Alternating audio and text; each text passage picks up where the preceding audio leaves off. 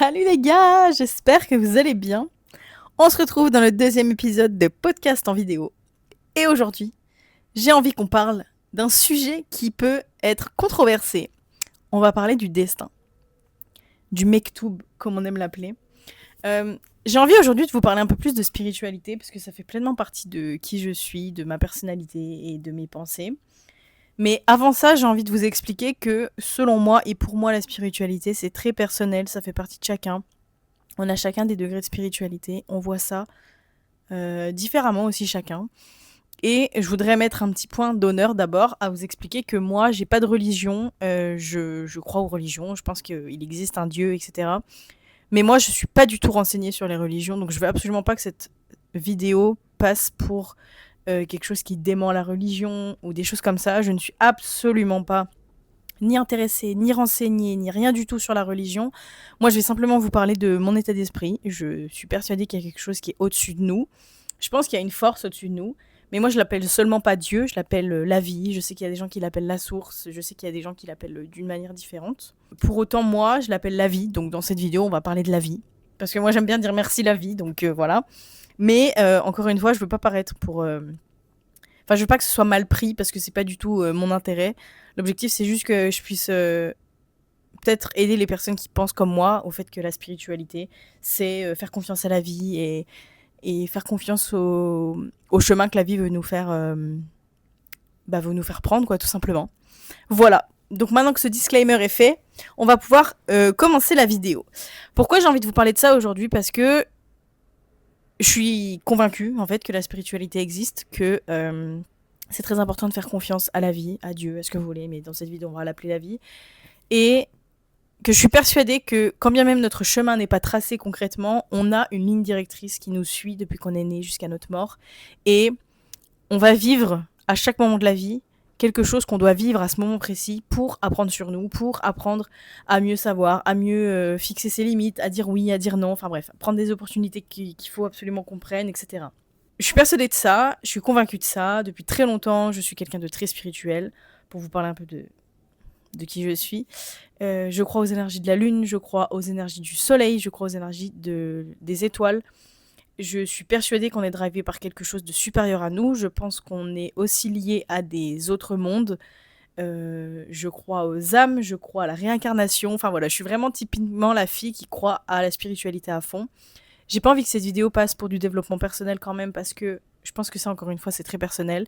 Mais je pense qu'il y a des gens chez qui ma manière de penser va résonner et c'est ceux vers qui je souhaite tourner cette vidéo. Donc si ça ne résonne pas entre vous mais que vous êtes curieux, grand bien vous fasse, on peut très bien en échanger, discuter, etc. Je sais que j'ai des proches qui y croient, des proches qui n'y croient pas. Pour autant, encore une fois, la spiritualité, c'est très personnel, donc je vais pas vous forcer à y croire.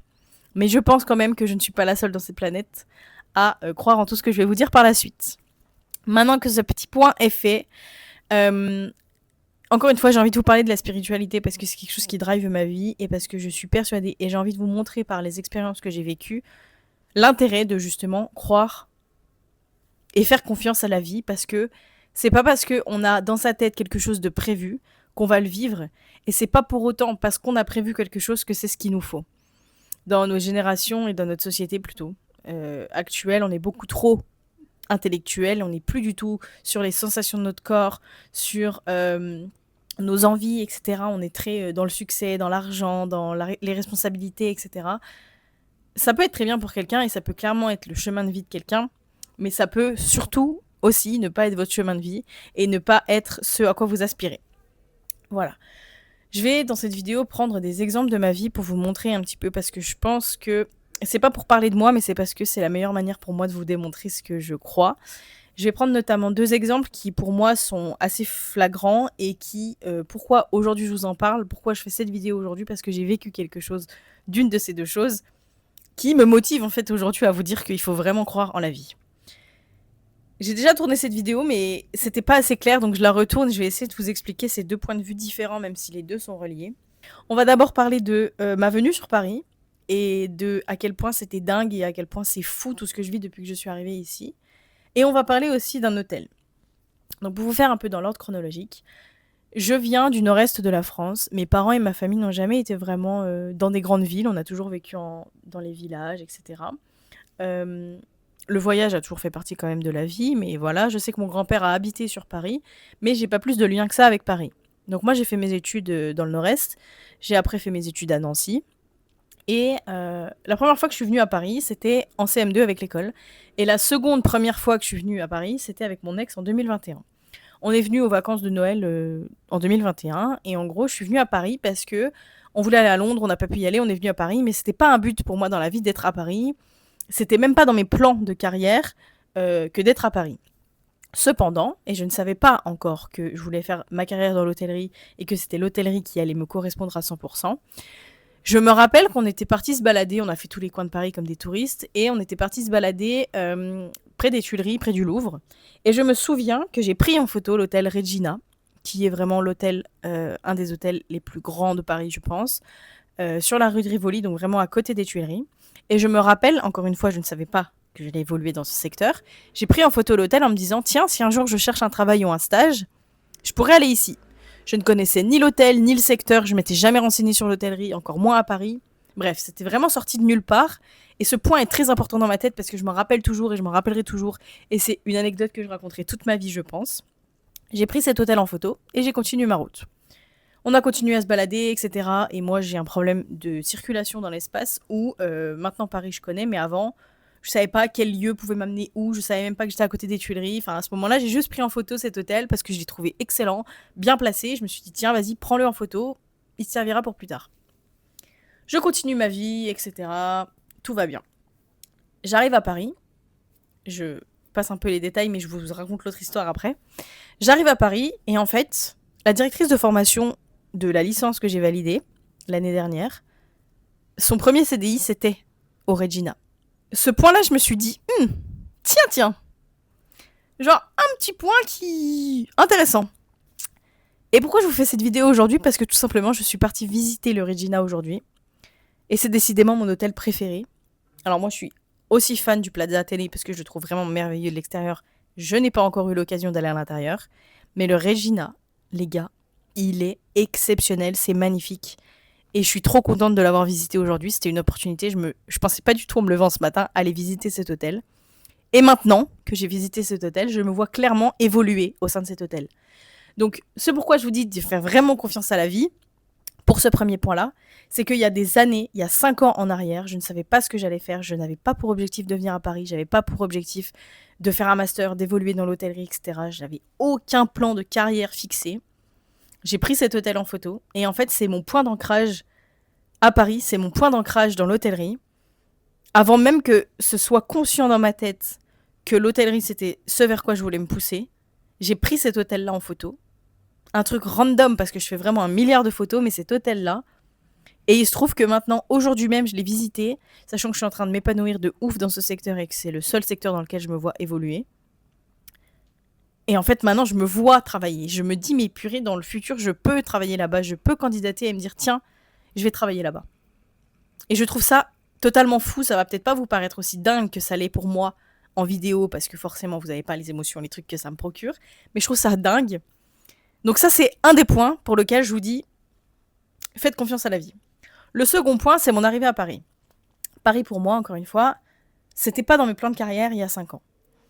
Et en fait, en 2024, 2023, fin 2023, j'ai un peu pété un câble dans ma vie et je suis partie faire des colos de ski. Et en fait, avant ces colos de ski, on a fait une réunion avec l'entreprise avec laquelle j'allais partir qui s'est trouvée à Paris. Donc moi, je suis venue pour la première fois toute seule. J'étais trop contente d'être là pour la première fois toute seule. Et en fait, j'ai fait 24 000 pas à Paris. J'ai vraiment fait le tour de la ville. Je vous ai même fait une vidéo qui s'affiche par ici. Et dans cette vidéo-là, justement, je vous explique aussi un peu ma démarche envers Paris.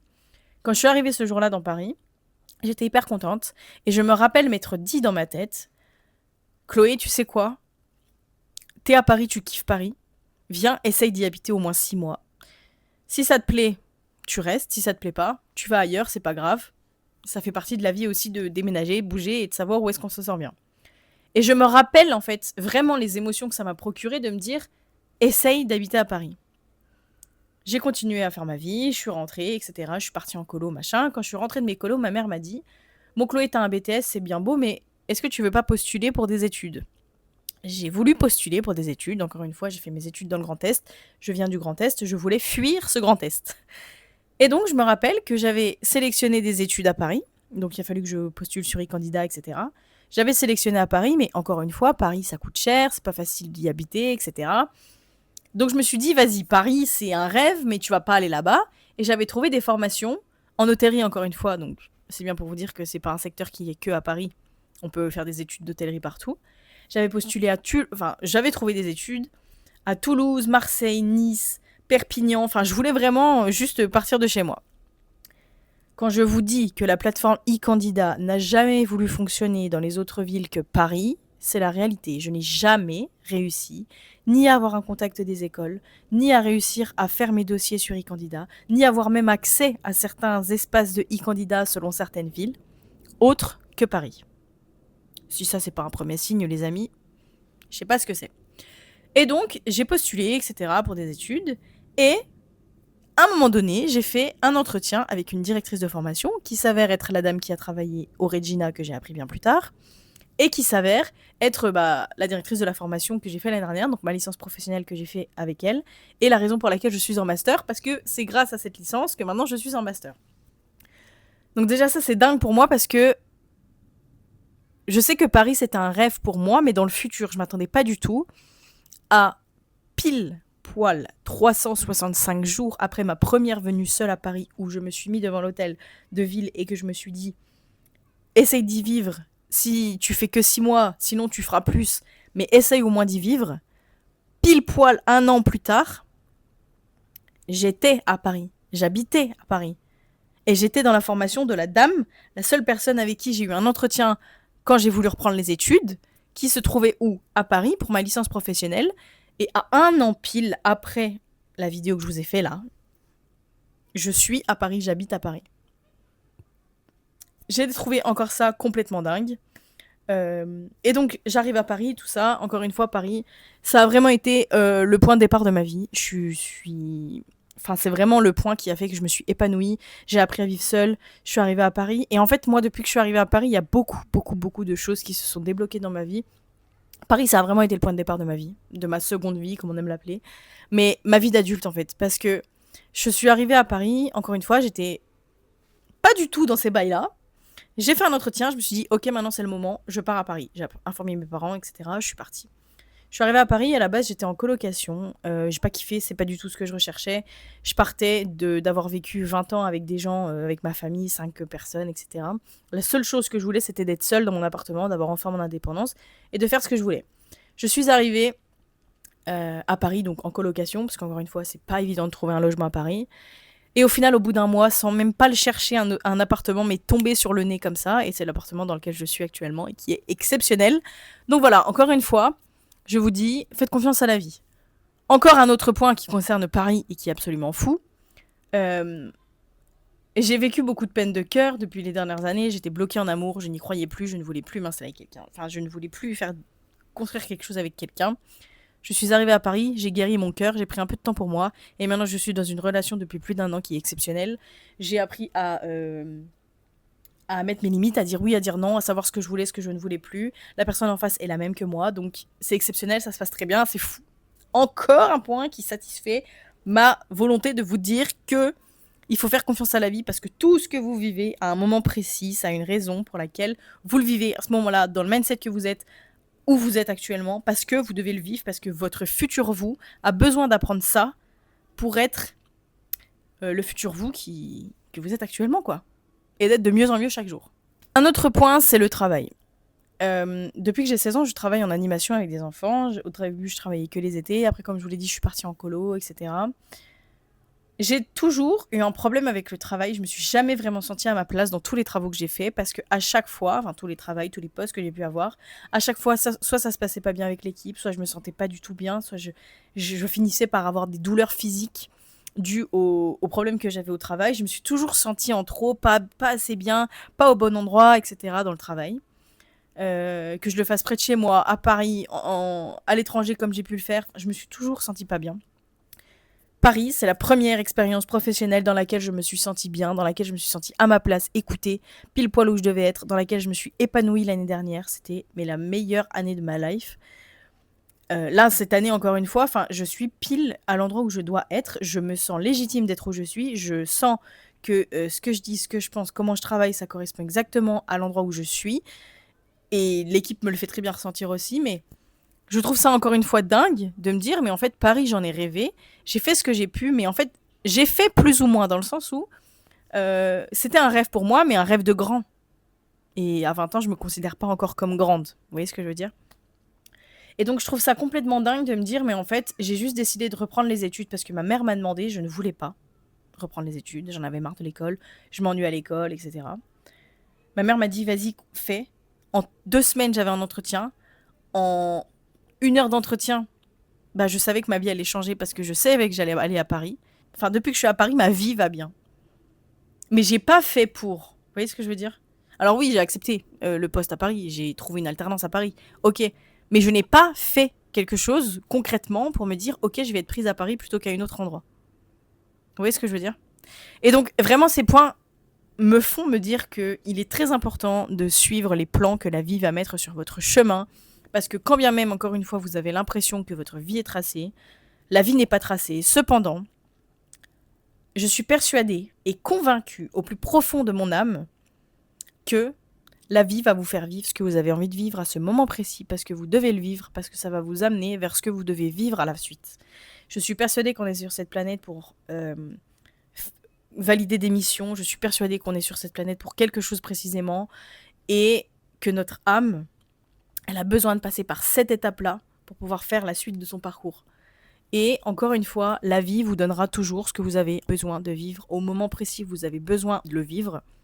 Mais vous avez besoin de le vivre, vous allez le vivre à ce moment-là pour être une meilleure personne par la suite, pour grandir, pour apprendre, pour savoir dire oui, savoir dire non, prendre les opportunités, grandir dans votre travail, grandir personnellement, apprendre psychologiquement. Enfin, il y a plein de terrains différents, il y a plein de thèmes différents, mais je suis persuadée que la vie, et qu'il faut faire confiance à la vie.